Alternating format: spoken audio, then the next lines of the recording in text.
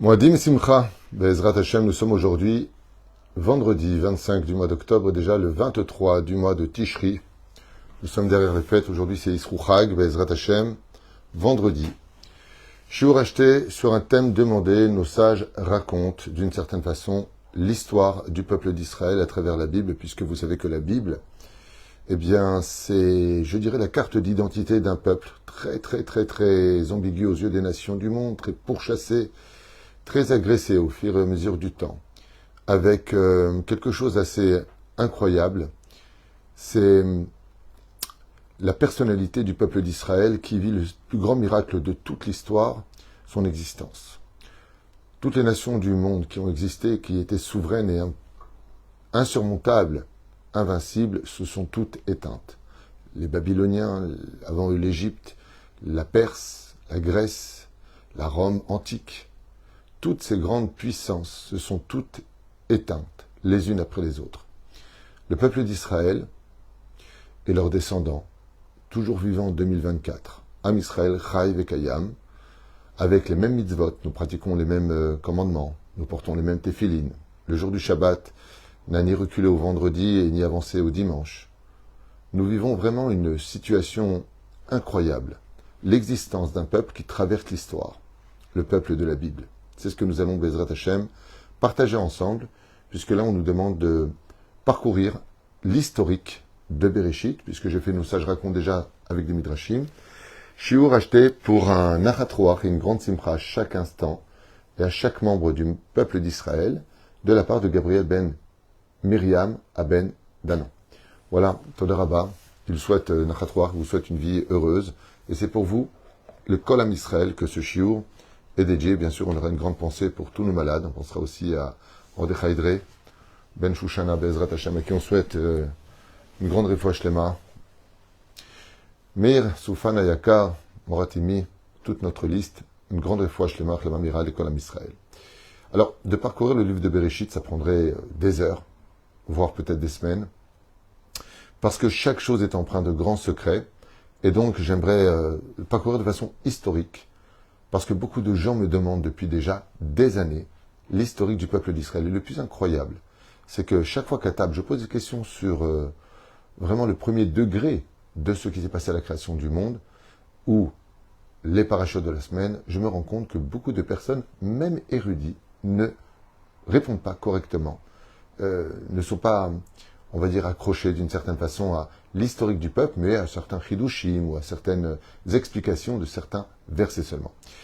Alors, la création du monde, d'abord, il y a une chose qui me surprend, c'est qu'on essaie de voir par tous les moyens comment se serait créé le monde, le Big Bang, que l'univers est infini, puis maintenant il est défini, qu'il a toujours existé, et que non, aujourd'hui, scientifiquement, il n'a pas toujours existé, qu'il y a des limites à cet univers qui s'appelle le monde de l'imaginaire, scientifiquement parlant.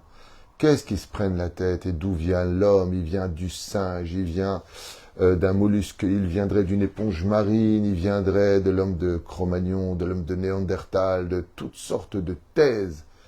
Pourquoi se fatiguer? La Torah nous dit absolument tout de façon claire et précise. La Torah nous dit comment le monde a été créé. Et les seuls qui en tiennent vraiment compte, qui fait d'ailleurs la création de l'homme, les seuls, c'est Am Israël, qui fêtons la création du monde, le jour du Shabbat, jour commémoratif de la création du monde, Yom HaShishi Vaychulu HaShamayim, et la création de l'homme, le jour de Rosh Hashanah. Les seules nations, la seule, je dirais plutôt nation au monde, qui fête le nouvel an de la création, non pas des années du calendrier grégorien, comme ils ont le nouvel an le 31 du mois de décembre pour passer au 1er du mois de janvier, nous restons fidèles à un livre qui nous a été convié, donné, par amour, par le Créateur du monde, sur la montagne du Sinaï, devant plus de 3 millions d'individus qui ont reçu, qui ont vu de leurs propres yeux que Dieu nous a donné la création du monde, le livre de la Torah. Puis vous savez, comme je l'ai dit un jour à un professeur, je ne vois pas pourquoi est-ce que vos thèses à vous, et moi, plus de crédit que ce que dit la Bible, quelque part, parce qu'on se rend compte de plus en plus que plus on avance dans le temps et plus le monde scientifique, eh bien, se couche face à la véracité de la Torah. Au commencement, Dieu créa le ciel et la terre. Dieu veut être roi. Il a besoin de créer une créature et il va créer ce que l'on appelle le manque. Vous savez, c'est très curieux de l'entendre, mais la première création du monde, la première de toutes les créations du monde, au fin fond du secret de la pensée divine, nos sages nous disent que la première création du monde, ça a été que Dieu a créé le manque. Non pas comme Spinoza l'avait dit, si Dieu a créé le monde c'est qu'il a un manque, donc s'il a qu'un manque, c'est qu'il n'est pas complet. Pas du tout, Dieu est plus que complet, il a même créé la complétude, il a créé la perfection. C'est des créatures, ce sont des créations. Dieu a créé le manque. Et il se l'est introduit pour lui-même. Je vais me créer un manque. C'est une création, tout comme Dieu peut créer une montagne. De la même façon, Dieu s'est créé le manque. Pour pouvoir créer le monde, il fallait qu'il crée le manque. Parce que pour laisser exister l'autre, il faut créer un vide en soi. C'est comme dans l'amour. Si tu n'es qu'un but de ta personne égocentrique, égoïste, il n'y aura jamais de la place pour l'autre. Pour créer l'amour, il faut créer la vie. Et pour créer la vie, il faut créer le manque. Vous voyez une femme, avant de tomber enceinte, il n'y a pas de place dans son ventre. La peau, le sang, les boyaux, la viande, la chair, il n'y a pas de place. Mais d'un coup, va se créer un vide. Et à l'intérieur de ce vide, va se créer la vie. Et la vie, c'est l'amour. Et c'est comme ça que Dieu a créé le monde. Il a créé un vide. L'eau amniotique. Le monde était une boule d'eau. Et puis à l'intérieur, il va créer le commencement de la vie. La terre est apparue. Et ensuite, de la terre, il va prendre l'homme. De l'homme, il prendra la femme. De la femme, il prendra l'humain. Les enfants qui compléteront la mitzvah de Pro Urvu au mil ou et à Haaretz. Seulement voilà. Alors très rapidement, jour 1, le créateur du monde, je vais vous faire un synopsis assez rapide. Ifne Pachot Misheshet Alafim Shana, la création du monde à plusieurs milliards d'années, on ne sait pas exactement. Ce qui nous intéresse, nous, c'est le compte à rebours du temps par rapport à la création de l'homme. Et nous sommes aujourd'hui, qui en étonnait beaucoup, en 5785 de la création de l'homme. C'est-à-dire que quand on vous bassine en vous disant que l'homme a été créé, qu'il a commencé à exister, l'homo sapiens, il y a 2 milliards, des milliards et des millions, c'est absolument faux. C'est absolument faux.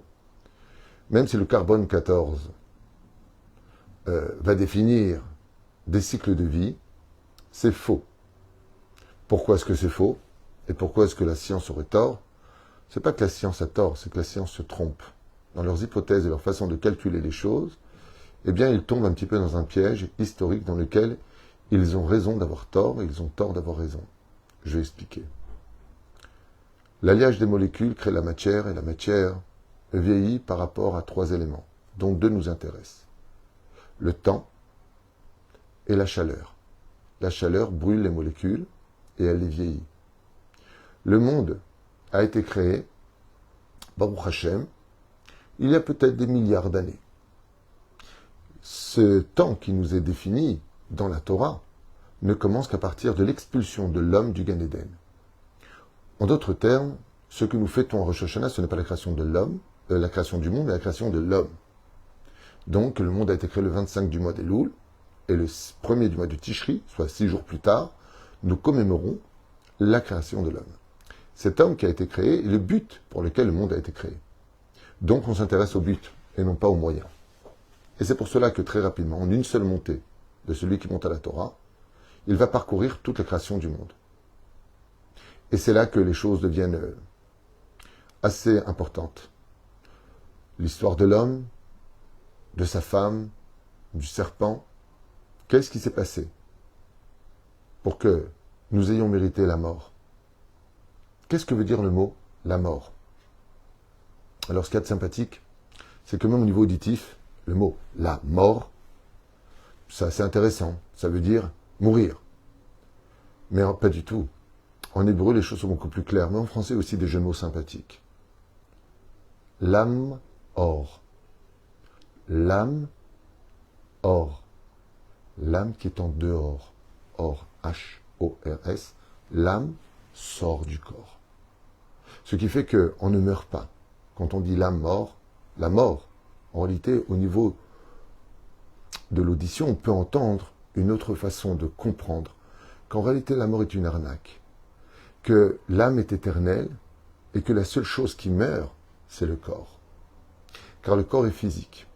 Et c'est ce combat incroyable entre le corps et l'âme que chaque humain, pour les non-juifs, 7 commandements, pour les juifs, 613 commandements plus 7 des Rabbanan. Avant de ressortir de ton corps, que l'âme, or, la mort en français, eh bien, rejoigne son origine. Et c'est ce que nous compte le livre de Bereshit. Elle nous parle de l'origine de la création de l'homme. Alors juste une petite parenthèse que j'ai déjà expliquée dans d'autres shiurim. Oui, effectivement, la terre, si on s'en réfère à la Torah, ben voilà, il est marqué que Dieu l'a créé premier jour, deuxième jour, troisième jour.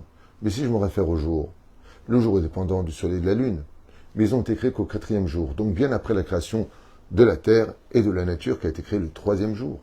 C'est donc que la Torah n'a rien à faire de ce que tu penses, de savoir si la terre a des milliards d'années, ou a simplement 10 000 ans, ou 20 000 ans. Ça n'a aucune importance pour la Torah, parce que ce qui compte pour nous, c'est la création de l'homme. Et quand on dit qu'on est en 5785 aujourd'hui, ce n'est pas la création de la terre, mais la création de l'homme. Et pour ceux qui disent, oui, mais il est marqué quand même jour 1. Très bien. Voyons déjà ce que dit le roi David, que dans le monde d'en haut, un jour pour nous, c'est comme 1000 ans. Donc automatiquement déjà tout est falsifié. Ce n'est pas donc en 6 jours, tel que nous on comprend que le monde a été créé, mais un jour égale 1000 ans, c'est-à-dire en 6000 ans d'histoire. D'où le reflet des 6000 ans, dans lesquels nous nous trouvons aujourd'hui, pour lequel le monde devra arriver à son apogée pour se réparer des 10 malédictions dues à la faute originelle. Et c'est pour cela que c'est dans la paracha de Noach que se trouvent en réalité toutes les réponses des scientifiques qui se rapprochent de thèses qui sont discutables, mais qui sont explicables. Prenons 2 cas. Pour faire plaisir à nos auditeurs, prenons 2 cas.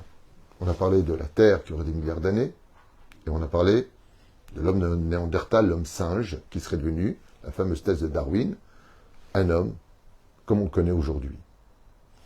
Eh bien, la Torah y répond. Et elle te dit qu'à l'époque du déluge, où Dieu envoya une eau bouillante, elle a tout simplement asséché la terre. Elle a cuit la terre. Et donc, les arbres, la terre et toutes les alliages de molécules ont vieilli de milliards d'années. Regardez quand vous prenez un bain chaud, par exemple.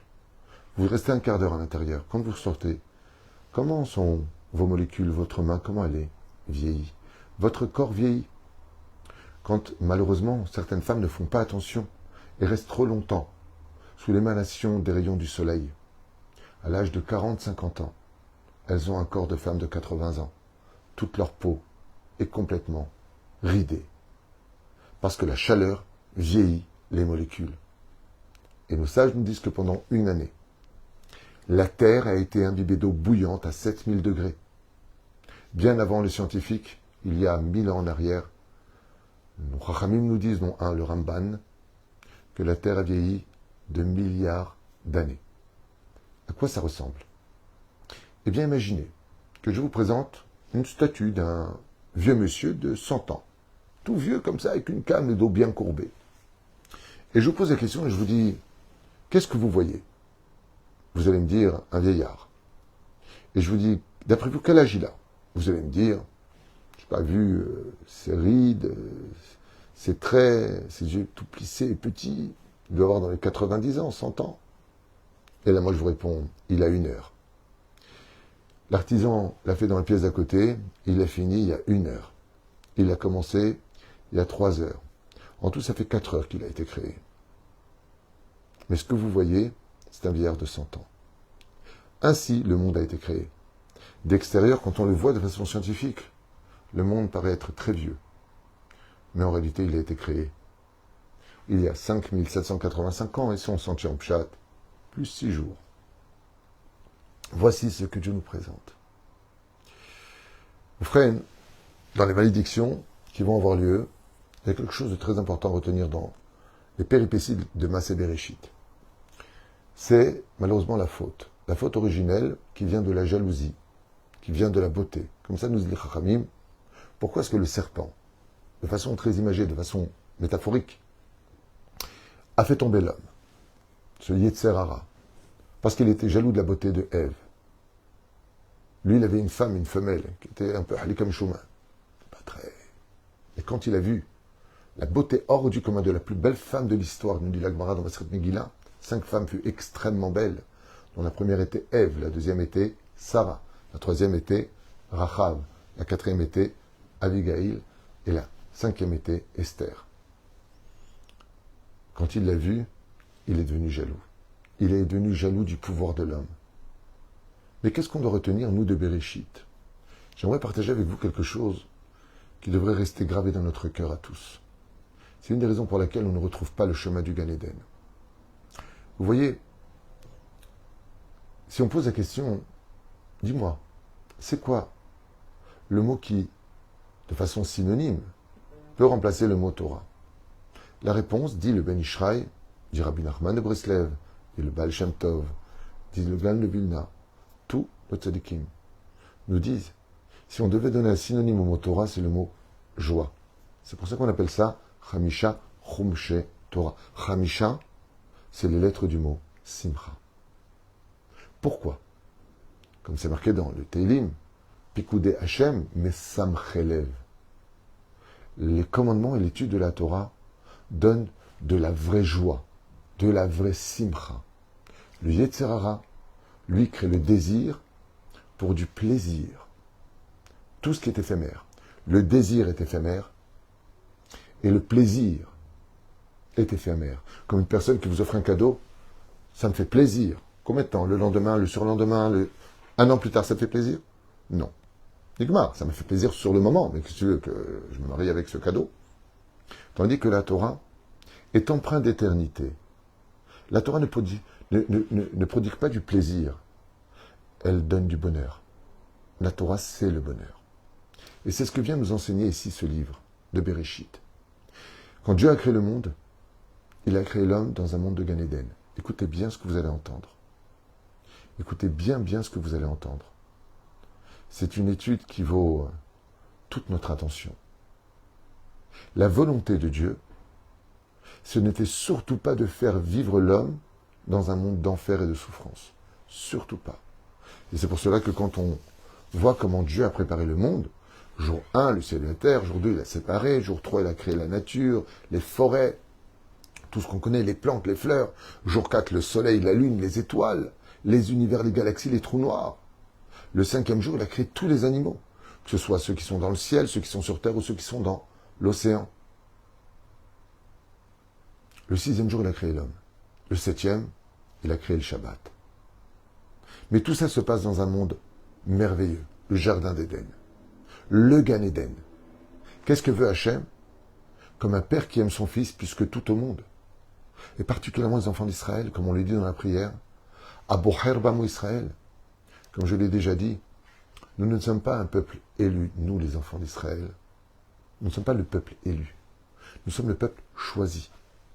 Abocher, Asher Bachar Banu, qui nous a choisis parmi les nations. Mais pour quelle raison? Abocher Bamou Israël, Be'ahava, parce qu'il nous aime. Et pourquoi il nous aime tellement? Parce qu'une partie du Père, quand il a un fils, rentre dans le corps de son fils. Le Père vit à travers son fils. Le Créateur du monde va créer un homme dans lequel il va enfin pouvoir reposer. C'est Avraham Avinu. Jusqu'à la venue d'Avraham Avinu, le monde était tohu-bohu. Le monde n'a pas réussi à évoluer. Le monde n'a pas réussi à exprimer et surtout à réparer, si ce n'est que le désir qui emmènera au plaisir de la débauche, de l'immoralité, du vol, comme on le verra dans la paracha de la semaine prochaine, Noah, un seul homme, dont toute l'humanité méritait d'être sauvée. Même pas pour lui, c'est parce que de lui viendrait Abraham. Et c'est ça qu'il faut retenir. Si vous voulez retenir un message qui nous rendrait meilleurs et qui pourrait nous apporter une vie paisible, c'est de ne pas voler à l'autre les plans divins. Et quels sont les plans divins? C'est de mettre l'homme dans un jardin d'Éden. C'est pour cela que notre Torah est basée sur deux pôles principaux. Ta relation entre toi et Dieu, ne trahis pas Dieu. Comme dans la faute originelle, pourquoi tu te caches? Pourquoi est-ce que tu n'as pas écouté? Je t'ai dit de ne pas manger. Pourquoi tu ne m'as pas fait confiance? Pourquoi tu as manqué de patience? Pourquoi tu n'as pas craint le ciel? Pourquoi faut toujours que dès que tu as envie, tu es? Tu es. C'est un jeu de mots aussi. Nos envies nous mènent à la mort. Et c'est ce premier chapitre de Bereshit qui nous y emmène directement. On a des envies, on dit on fait ce qu'on veut. De toute façon, tant qu'il ne se passe rien, je n'ai rien à craindre. C'est pas parce que Dieu est patient qu'il est faible. Et on voit les conséquences. Alors je finirai ce shiur avec quelque chose de très central. À travers cette situation qui nous mène à l'envie, la jalousie, les honneurs. Motim et Adam minaolam. Cela nous retire de ce monde. C'est-à-dire que notre neshama se doit retrouver le chemin du bonheur. Si Dieu a créé l'homme dans un monde merveilleux, un monde de bonheur et d'amour, nul homme sur terre a le droit de le retirer à l'autre. Mais pour cela, il y a des conditions. Respecter l'honnêteté de la vérité et la hiérarchie des mondes et des humains. C'est pour cela que Dieu a créé le grand-père, le père, le fils, le petit-fils. C'est pour ça que Dieu a créé le patron et les ouvriers. De dire qu'on est tous égaux, c'est une vérité. C'est vrai. Mais ce n'est pas tout à fait juste. Imaginez cette main, où tous les doigts seraient exactement à la même hauteur sous prétexte que on doit être exactement tous pareils. Non. Vous voyez, il n'y en a pas un qui a la même hauteur que l'autre. Pourquoi? Parce que chaque doigt a un rôle à jouer. C'est pas parce que le pouce est bien en dessous de tous les autres doigts, quand je le mets comme ça, qu'il a moins de valeur. Au contraire, c'est celui qui est le plus bas, mais c'est grâce à lui que je peux tenir le monde.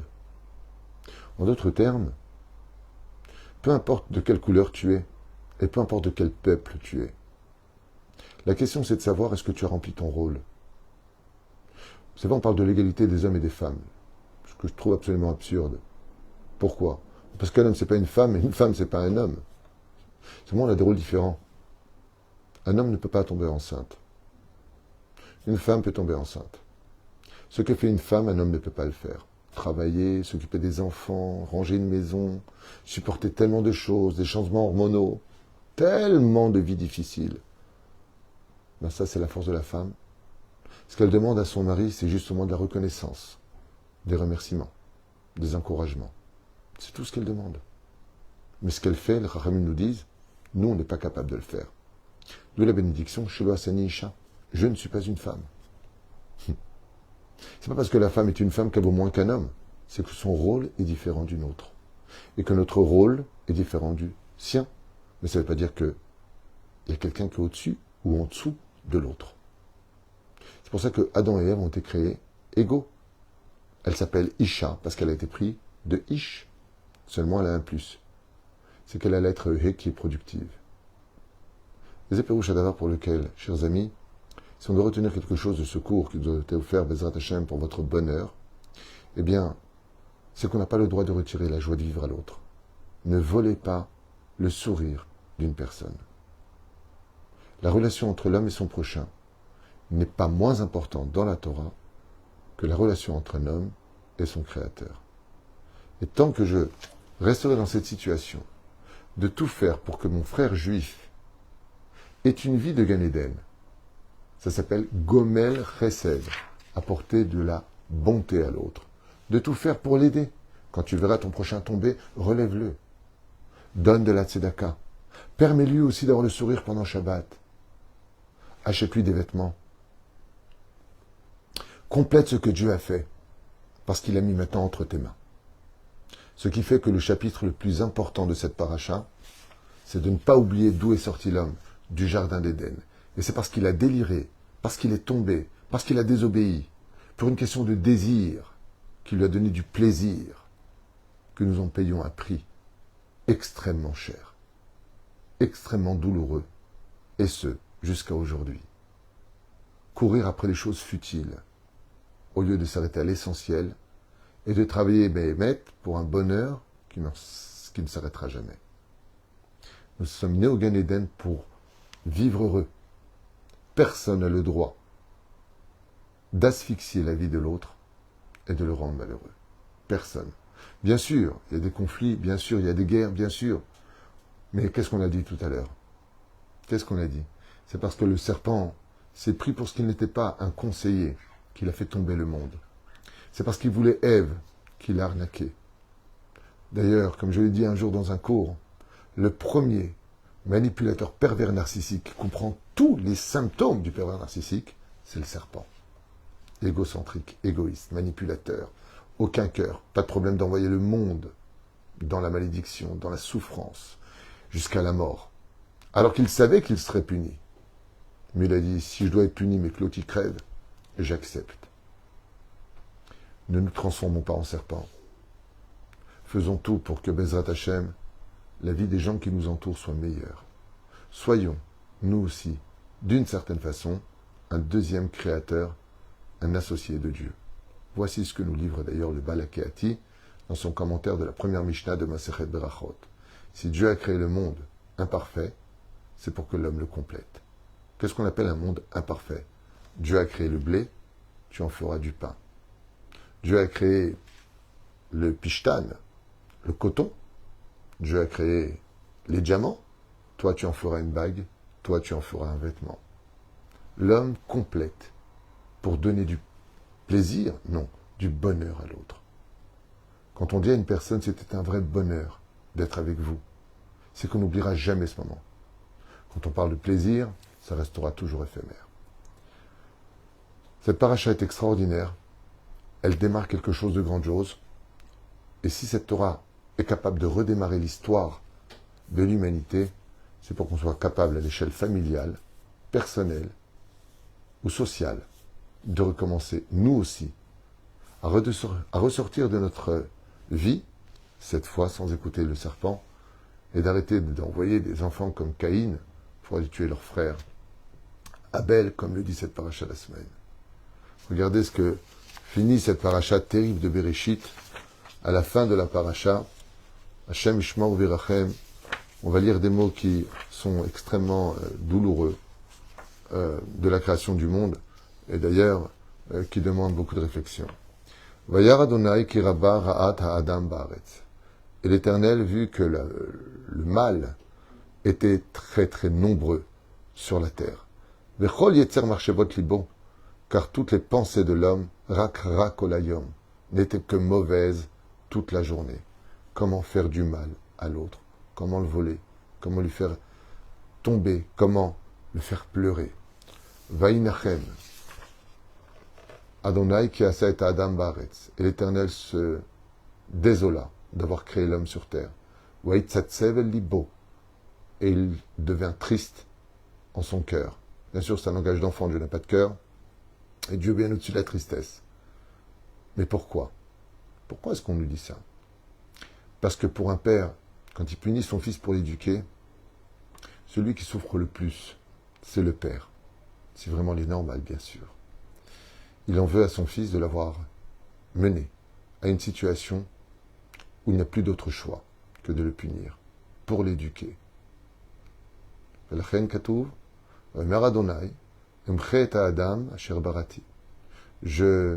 J'effacerai l'homme que j'ai créé. Pourquoi il nous dit que j'ai créé? Dieu aussi a une part de responsabilité que j'ai créé. Mais alpeneha adama, du dessus de la terre, mais Adam ad behema, l'homme jusqu'à l'animal, ad remes ve ad of hashameim, des rampants jusqu'au volatile, qui nichamti ki asitim, parce que j'ai créé l'homme et je m'en désole. Mais Noach matzachen bene Adonai, et Noach trouva grâce aux yeux de l'Éternel. Pourquoi tu me parles de Noach?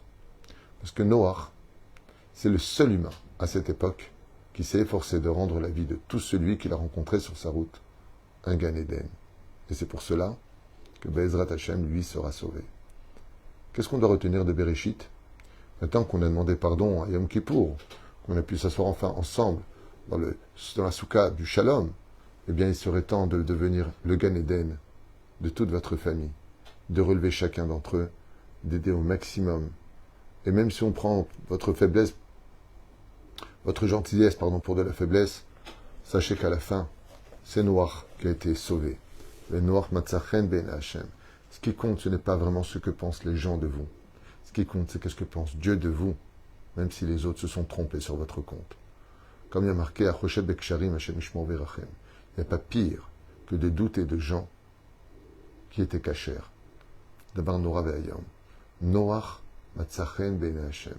Celui qui est paisible vis-à-vis des autres trouvera toujours grâce aux yeux de Dieu. Qu'est-ce qu'il a gagné? C'est très simple. Quand viendra une catastrophe, c'est lui qui sera sauvé. Shabbat Shalom Vorach.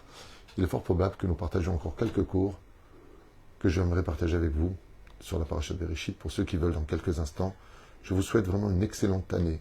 Qu'on reparte cette année avec cette fois la construction. Vraiment, on est très proche. On a eu encore un problème technique de signature par rapport à la distance de la poubelle par rapport à l'endroit qu'on veut construire. Enfin voilà, après il est fait. En même temps, j'espère que ça va vite avancer. Je vous remercie du fond du cœur. Merci d'acheter des shurim. Ça me permet de partager plus avec vous et en même temps de soutenir toutes ces familles qui tapent à la porte et surtout nos Avrechim, Bezrat Hashem, qui étudient la Torah avec une grande Messirut Nefesh, non pas pour le kiff, mais pour des moments de bonheur, pour vous, pour eux, ou pour toute la terre. La Torah fait vivre le monde. C'est dommage qu'il y a encore beaucoup de gens qui n'aient pas compris et qui croient que la Torah, c'est une religion. Nous ne sommes pas une religion. Nous sommes tout simplement le livre de l'histoire. Et celui qui veut lui appartenir, celui qui veut rentrer dans l'histoire, qu'il sache que sans la Torah, il ne pourra pas y arriver. Il faut appartenir à notre histoire, il faut rentrer dans l'histoire de la Torah, non pas Chazvé Shalom, pour être l'acteur ou le héros de l'histoire, mais pour avoir au moins une chose, écrire une ligne de notre vie dans cette histoire. Comme tous nos Chachamim, qui nous ont laissé des chefs-d'œuvre, et malgré le fait qu'ils se soient éteints depuis des millénaires, ils sont toujours présents dans notre cœur, et même pour certains, dans les salons. Vous savez, je me suis toujours étonné, d'une chose invraisemblable. Pourquoi, nous les Juifs, dans nos salons, nous possédons des photos de tzadikim qu'on ne connaît même pas, qui sont morts il y a tellement longtemps. Rabbi Chaïtom Lemet, Rabbi Yaakov Bohatzera, le Rabbi Lubavitch. Tu vas chez un jeune de 20 ans. Il y a une photo du rabbin, tu ne l'as pas connu. Pourquoi tu le mets là-bas? En grand. Pourquoi? Là-bas, Salé, mais pourquoi? Tu n'es même pas marocain, à la limite. Pourquoi? Pourquoi il n'y a pas photo de ton père en grand dans le salon? Lui, tu lui dois la vie. Il y aurait eu la photo de son père en grand si c'était un grand en Torah. Mais la meilleure place, on la laisse pour ceux qui étaient dans la Torah, même si on ne les a pas connus. Ils sont avec nous parce qu'on sait que eux peuvent nous apporter des solutions à nos malheurs pour les transformer en bonheur. La prière. On prie les tzadikim qu'ils intercèdent devant Hachem. Pourquoi? Parce qu'ils font partie de l'histoire de la Torah. Shabbat Shalom.